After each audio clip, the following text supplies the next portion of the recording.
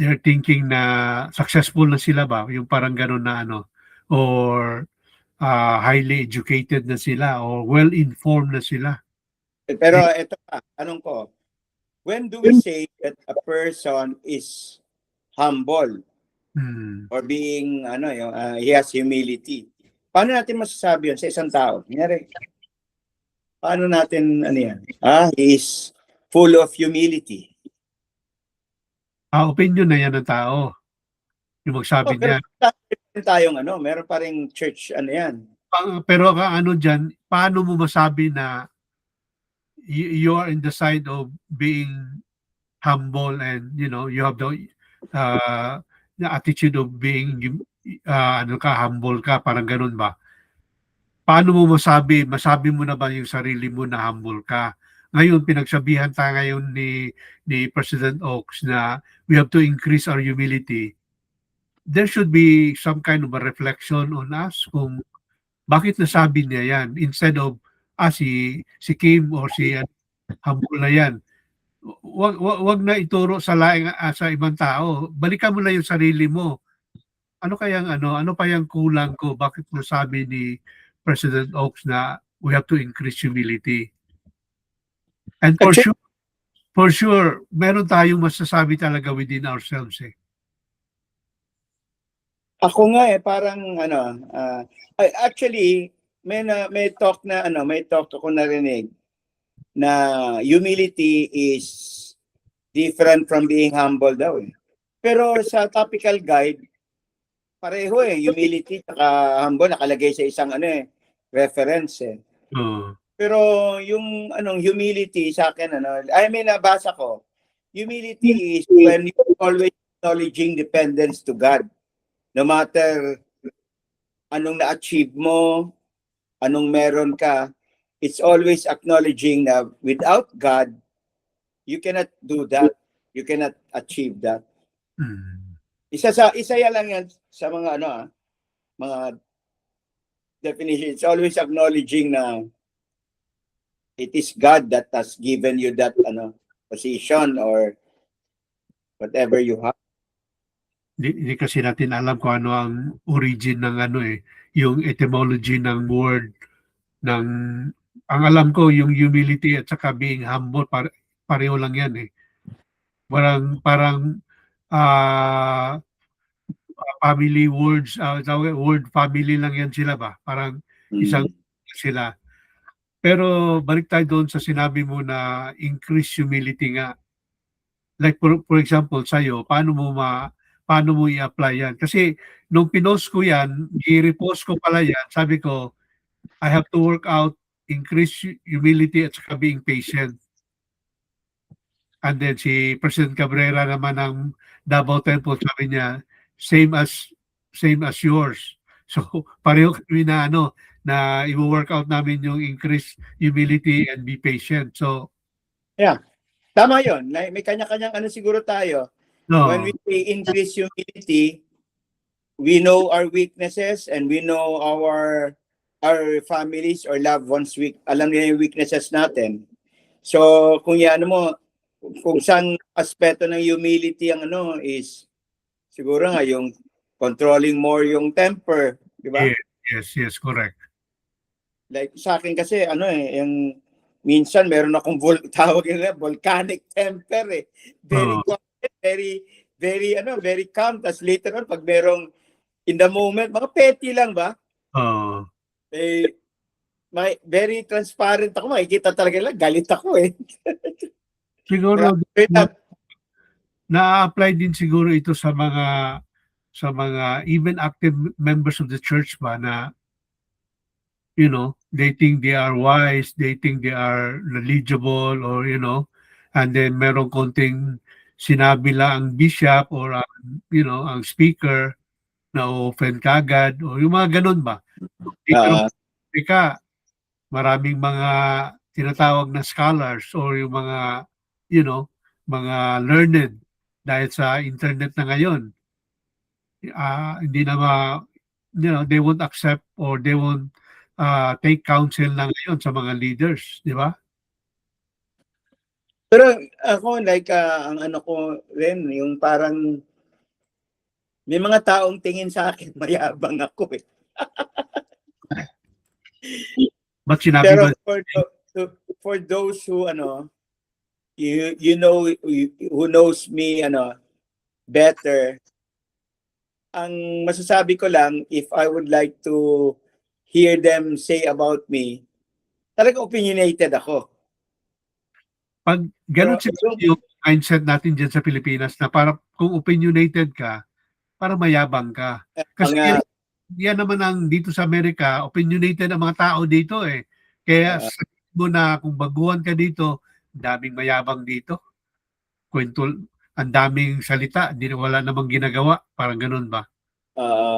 lalo na mga Amerika, mga puti, ang gagaling magsalita, no? No. Ikaw parang, alam mo, pag nakikinig ako ng interview, tapos mga puti, whether artista, governor, parang, kasi English, you really think very intelligent yung nagsasalita eh. Yes. Kaya yan din ang, kasi nandito na rin kami, no?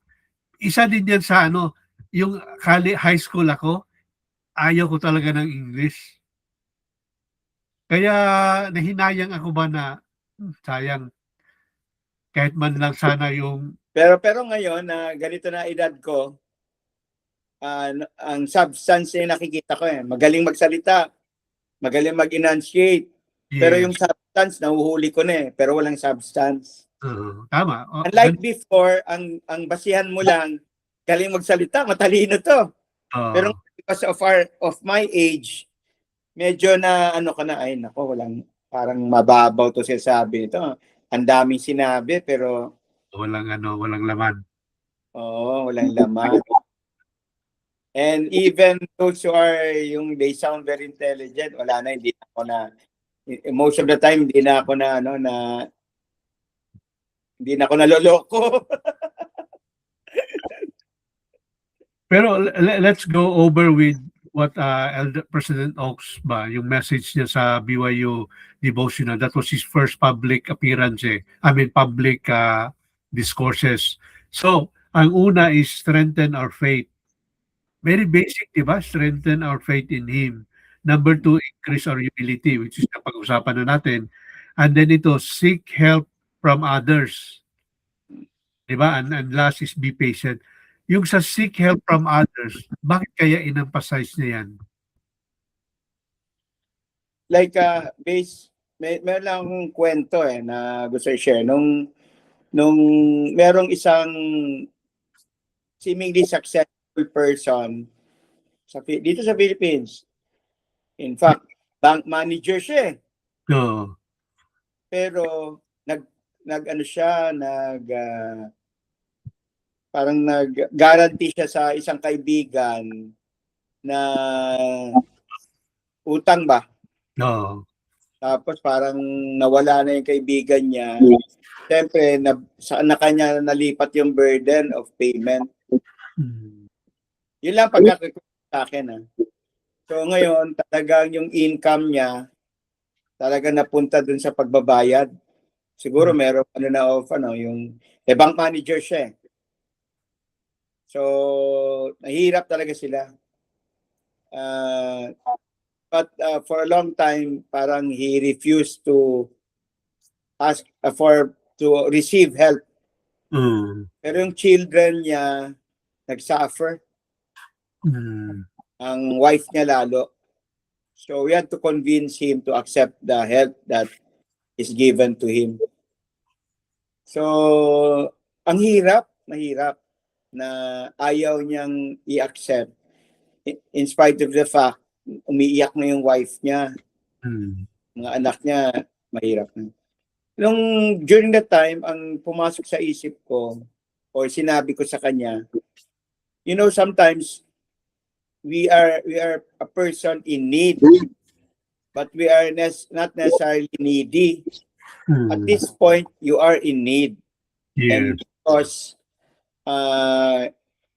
sa tingin ko naman, you should not be in that position. We would like to help you. Pero kung hindi mo to acceptin, itong help na to, I would like to think that others are in dire need, hindi ka rin magtutulong sa kanila. Kasi kung naka-receive ka ng help, you are bound to know the feeling of being given help, and then you'll pay it forward ba? Yes, exactly. Anyway, yun lang. Mahabang explanation ko dun sa sinabi ni President Oaks. Parang you tend to pay it forward if you have help. So, Yeah, you allow others to give help to you para bang pagbigyan mo rin sila ba na makatulong sa iyo. oo. Otherwise, you'll have no part with me, di ba? Yung sabi ni Jesus Christ na kung ayaw mo hugasan yung paa mo, di ba? You're not, ano ka sa akin, di ba? Maganda yan, no? Maganda yung tinight mo. Tama. Di ba? So, we really have to seek help from others kasi that's also a form of humility na wala namang mawala sa iyo eh. Kung hingi ka lang ng tulong, kung ayaw, di thank you, di ba? Sa buhay ko nga parang ang na-realize ko na parang talagang natutulungan ako ng mga members at saka ng church pag binabaha kami dito. Oo. Diba? Twice na kami binaha sa buhay namin dito kung saan kami nakatira, at talagang hindi birong baha eh. Yeah. Talagang iwan ng devastation sa family namin eh. Talagang nasisira yung mga gamit namin, but members come to help to help us eh. So pagka ganun mga experience, humble ka talaga eh, na nasasalubong mo hanggang ngayon yung mga tumulong sa iyo. Talagang parang pagka meron silang you tend to help them then eh. Yes. Meron silang ano ba sinabi ni na ano yung exact words si President Oaks? Sorry, hindi ko pa masabi. Seek help from others. Yeah, siguro part yun yan yung pagka-addiction. No? Yes, pwede rin. You may be in a place na you cannot do it for yourself, like yes, different addictions. Or when you evaluate yourself, titingnan mo yung sarili mo, ano yung mga weakness mo. 'Di ba? And then once you find out na yan ang weakness mo, you can ask for help instead of keeping it to yourself. Kasi in a way, you are also telling somebody na na tawag nito, na nangangailangan ka talaga sa tulong nila ba, 'di ba? Rather than being so boastful ka na or sobrang mayabang ka na ayaw mo na maghingi ng ba. Kasi you also be blessed by other people eh. The Lord, God will also use other people to bless you. Parang ganun ba? Pero ikaw Jom, diyan sa Amerika, no? Anong kultura diyan? Like kayo ba very cautious kayo to extend help? Na before you extend help to a person, parang meron kayong parang dinadahan-dahan niyo yung tulong. Sa Pilipino kasi, parang parang pag tinulungan ka, abutan ka, masaya kami, masaya. Yan ba, parang merong very carefully yung inaano yan? Yung sa for example, bigay todo eh. Kasi dyan parang ang tao, maraming taong self-reliant eh. So baka naman pagka tinulungan mo, it might be offensive ba? What do you think of we cannot take care of ourselves? Kaya nga siguro yan ang Kaya baka yan din ano ba exact words? Seek help. Anong klaseng help? Yeah, yan lang ang sabi niya eh. Seek help from others. It could be spiritual, it could be temporal, it could be, like for me, for example, huli na ako sa Amerika. I have to seek help with my friends here, my quorum members, kung anong ma-advise nila sa mga, for example, how insurance work here, no? Mga, yung mga ganung bagay ba na hindi natin masyadong hindi tayo masyadong giving too much importance on certain things na pagdating mo dito, importante pala na ganun ba? And the only way for you to know is to ask somebody. Siguro nasabi din ito dahil sa sobrang yabang ng mga tao, they would ask ChatGPT or Copilot, tanungin na lang nila instead of other people na tanungan nila na real tao ba, real person.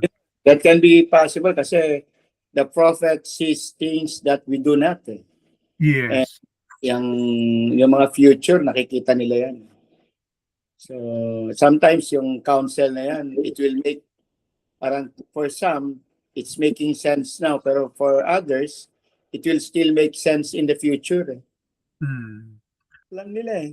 And ang last dito is be patient. Oh. Yung be patient naman, it's not necessarily temper.